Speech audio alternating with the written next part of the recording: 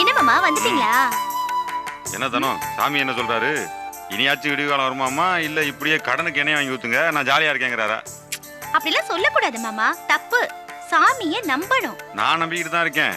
அவருக்கு தான் என்ன கவனிக்க நேரம் இல்ல. அதான் இவரை நம்பி பிரயோஜனம் இல்லையோன்னு தோணுது. அப்ப வேற யாரை நம்ப போறீங்க? வெளிநாட்டு நம்ப போறேன். அங்கேயாச்சும் நல்ல வேலை கிடைச்சு கை நிறைய சம்பாதிக்கணும். உன் ஜாமியை சப்போர்ட் பண்ண சொல்லு.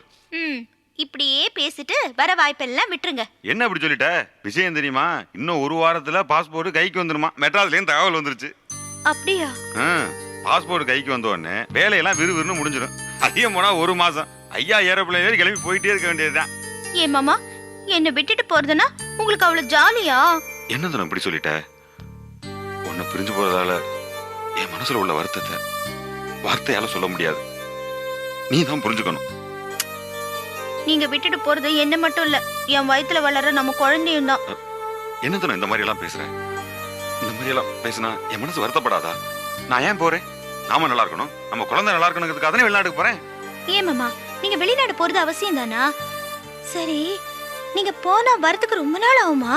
தானோ என்ன சந்தோஷமா வழி அனுப்பி வை. நாம நல்லா இருக்கணுங்கிறதுக்காக தானே வெளிநாட்டுக்கு போறேன். நான் கேக்குறதுக்கு மட்டும் பதில் சொல்லுங்க. வரதுக்கு ரொம்ப நாள் ஆகுமா? என்ன, ஒரு வருஷம் கான்ட்ராக்ட்ல போறேன். ஒரு வருஷம் முடிஞ்சதும் திரும்ப இங்க வந்துடலாம்.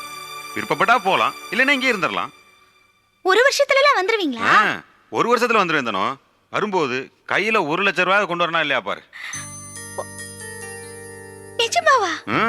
கை நிறைய பணத்தோட வந்து இந்த அலர்குளத்துல இறங்கி நீ பட்டு புடவை கட்டி கழுத்து நிறைய நகை போட்டு நாம 2 பேரும் ரோட்ல நடந்து போயில தான் தெரியும் இந்த போஸ் யாருன்னு.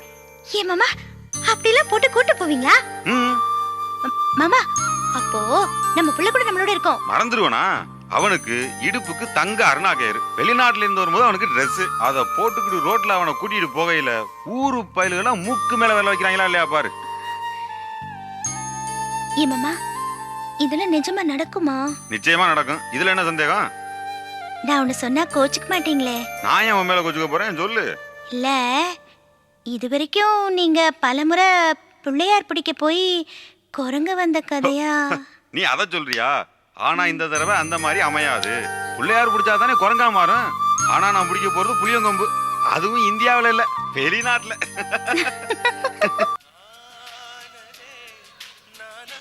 நிர்மலா, கோயிலுக்கு வரியா? இல்ல நீ, நான் வரல. சரி, நானும் விஜயும் போயிட்டு வரோம். விஜய் வா.